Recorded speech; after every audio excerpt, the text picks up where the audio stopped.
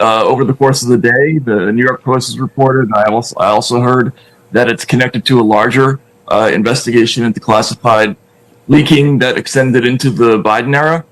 And this comes on the heels of a number of disclosures about other officials too this week, including James Comey and Adam Schiff and some other people on the Hill. So it's part of a larger sweep of people who are suspected of leaking during the Russian period. We got big news. Oh my God, we got big news. The same guy who said that no one is above the law, who wrote a book about being anti-Trump, this guy is as corrupt as it could possibly be. But finally, the FBI, Kash Patel, Dan Bongino are doing something about it. We have a raid in D.C. Is this retribution? Is this the right thing to do? With the mainstream media, liberals freaking out because of what just happened.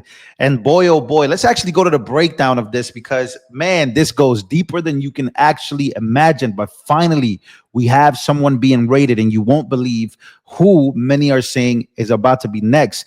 These are probably going to go one by one by one. These raids are about to be crazy. Buckle up. The probe dropped when Joe Biden became president.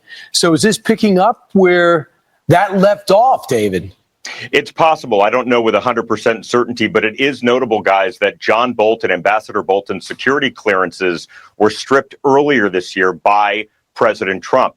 Tulsi Gabbard, the director of national intelligence, took that security clearance away. They had concerns. The administration had concerns about Ambassador Bolton still being able to access some of these documents and have some of those security clearances. It's also notable that John Bolton had a security detail as well.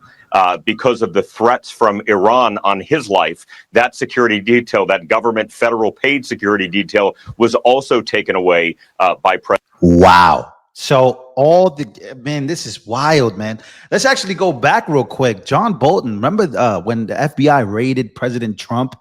And he went on the news right away. He went on MSNBC to basically celebrate this and say that no one's above the law.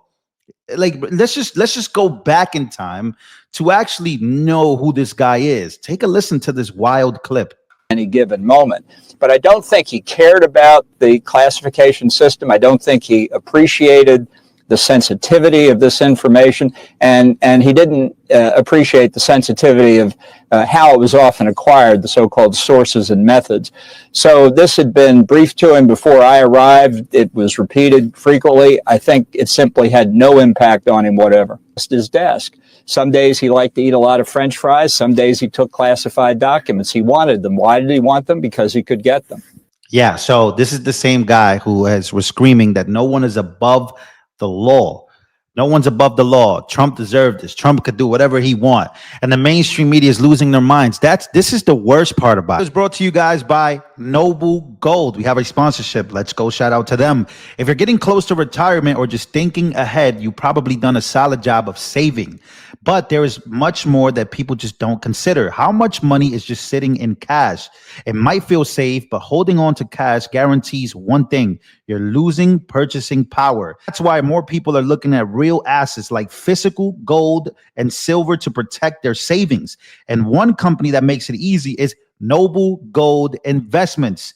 You can now buy gold or silver, coins or bars, and have them shipped to your home or stored securely. And they don't actually pressure you. Just solid information and real options. Visit noblegoldinvestments.com.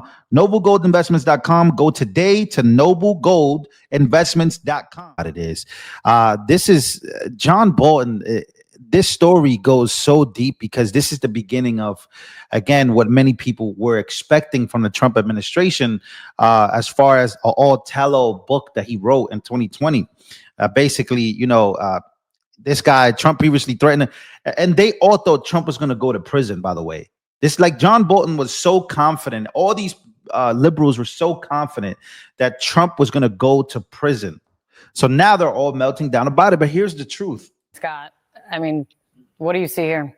Well, I'm reminded of something that I heard someone say after the Mar-a-Lago raid. And the statement was, everybody ought to just calm down, whether you're pro-Trump or anti-Trump, and let the process work its way through. That was said by John Bolton himself.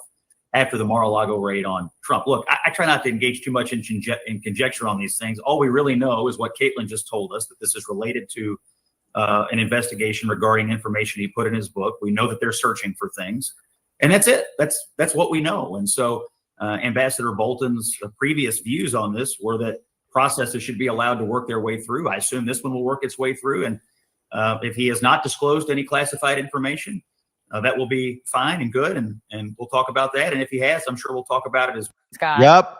Let the process play out. Let the process play out. But I think we have one of the most important clips here coming from JD Vance, because JD Vance was on the news today to speak about this raid because it's a huge deal, right? Many, again, Democrats are losing their minds, freaking out, as they always are. It's no surprising. But now they're seeing people get raided. And now, boy, oh boy, they know what's up now. And so JD Vance goes one-on-one with Kristen Welker, Meet the Press, all right? And boy, oh boy, all right? Man, let's just look at JD Vance. The way he handles this is so good. Take a listen.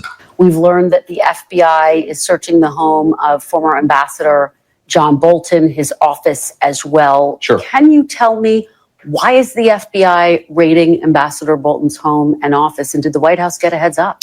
Well, so we're in the very early stages of an ongoing investigation into John Bolton. I will say we're going to let that investigation proceed. What I can tell you is that unlike the Biden DOJ and the Biden FBI, our law enforcement agencies are going to be driven by law and not by politics. And so if we think that Ambassador Bolton has committed a crime, of course, eventually prosecutions will come. But as you know, Kristen, this is all part of gathering evidence, trying to understand something that we're worried about. And of course, I'll let the FBI comment on the next stage of the investigation. What's at the root of this? Is this about classified documents? Well, again, I'll let the FBI speak to that. Classified documents are certainly part of it, but I think that there's a broad concern about Ambassador Bolton. They're going to look into it. And like I said, if there's no crime here, we're not going to prosecute it. If there is a crime here, of course, Ambassador Bolton will get his day in court. That's how it should be. But again, our focus here is on, did he break the law? Did he commit crimes against the American people? If so, then he deserves to be prosecuted. As we have. Oh boy, just that simple. It's really just that simple, isn't it? But CNN is having a hard time with the fact that Dan Bongino and, of course, you know, Kash Patel, Trump's FBI, they're very worried. They can't believe what they've tweeted. They can't believe that this is the way things are going, especially when they were so confident when we go all the way back to 2022, these raids began, before the Trump, before even Trump started campaigning, and people just knew that they were going after him. But now all these people are so mad because the same script, the same things that they've said are now being told to them. Take a listen at CNN melting down over Kash Patel's and Dan Bongino's tweet. Assessing the House still on the scene right now. Got one interesting tidbit, which is that tweet you just mentioned from FBI Director Kash Patel saying no one is above the law. FBI agents on mission. The Vice President of the United States, JD Vance, just retweeted it. So again, this is social media sort of play-by-play here. Yeah. But you now have the vice president retweeting this, you know, this statement. Again, it's not specific. It was put out during the time of this FBI search, with now the vice president leaning in, which I imagine will only lead to more questions about the timing of this. And the Attorney General also had retweeted with comments this morning as well. So we'll put it. Yeah. So. They're melting down about the tweet. Oh man, they're melting down about the tweet. You know, they don't like these tweets. And then again, when we talk about tweets, I do want to kind of give you guys a glimpse here of what their tweets look like when Trump was raided and when Trump was, you know, had to go up to all these indicted, right? Had to go up to courtrooms, right? And Joe Biden was saying no one's above the law. You know, Mark Hamill was saying no one's above the law. Congressman Jamal Bowman, no one's above the law. Tisha James, no one's above the law. Chuck Schumer, no one's above the law. Keith Olbermann, no one's above the law. Harry Sisson, no one's above the law. Everybody was commenting the same thing. What happened to this? Amy Klobuchar, what happened? I thought no one was above the law, but I do have a clip here I want to share with you guys as I end this video of Matt Taibbi, one of the best investigative journalists, basically hinting at the fact that this is not the end of this. There's only more to come because of what these people have done and what their connections are to not Russiagate, but many different corrupt styles. You guys already know the deep, you know what. So I want to leave you guys with this clip. Take a listen. Very important. You guys watch this clip. By the book guys. Do you get a sense of that there's something there when it comes to the Bolton raid? Well, what I was told this morning is that this is, at first I was told it was connected to issues about classified material in his book, The Room Where It Happened. But over the course of the day, the New York Post has reported, and I also heard that it's connected to a larger investigation into classified leaking that extended into the Biden era. And this comes on the heels of a number of disclosures about other officials too this week, including James Comey and Adam Schiff and some other people on the Hill. So it's part of a larger sweep of people who are suspected of leaking during the Russian period. Yeah, I want to get more to that in a minute, but I don't want everybody to forget that John Bolton was really enthusiastic about the FBI's raid on Mar-a-Lago, a raid we now know was conducted to cover up for Joe Biden's over 4 decades of stealing classified information. Watch. I don't think he cared about the classification system. I don't think he appreciated the sensitivity of this information. He liked cool things. He saw things that so he wanted to take them, and he was pretty much able to take them, and not just on classified information matters, on all kinds of things that crossed his desk. Some days he liked to eat a lot of French fries. Some days he took classified documents. He wanted them. Why did he want them? Because he could get them. Maybe he's speaking from experience. Those who conducted and greenlit the Mar-a-Lago raid, Matt, in my view, need to be prosecuted to the fullest extent of the law. Do you think that we will see more raids like this one on Mr. Bolton in the weeks and months to come?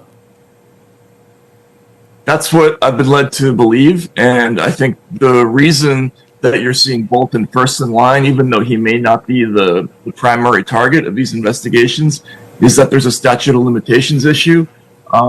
They can probably still prosecute for violations tied to the release of his book, but they only have about a month left. So that's why I think you're seeing this raid now, and it's the first of what I've been told is going to be many. Great point. Now, as I alluded to in the preamble, and you already alluded to, the Obamagate Russia collusion conspiracy, it's turning out to be a heck of a lot bigger than even I thought it was. Lie upon lie, illegal act upon illegal act to cover up for previous lies and illegal acts. What's more troubling to you, the fact that our government classifies documents to cover up wrongdoing of Democrats and leftists rather than protect our national security, or the size and the scope of the Obamagate grand conspiracy? I think the scope of this scandal is unprecedented. I think it's one of the reasons why a lot of investigative reporters had a difficult time wrapping their heads around what happened, because of the sheer number of people who had to be involved to make this happen. At the time that this was coming out, there was an enormous quantity of news articles that were clearly contained classified material, and a lot of us were thinking, wow, there's an awful lot of leaking going on. How come nobody's looking into it? Well, now we found out that the FBI did look into it and decided not to prosecute anybody at the time, which is incredible.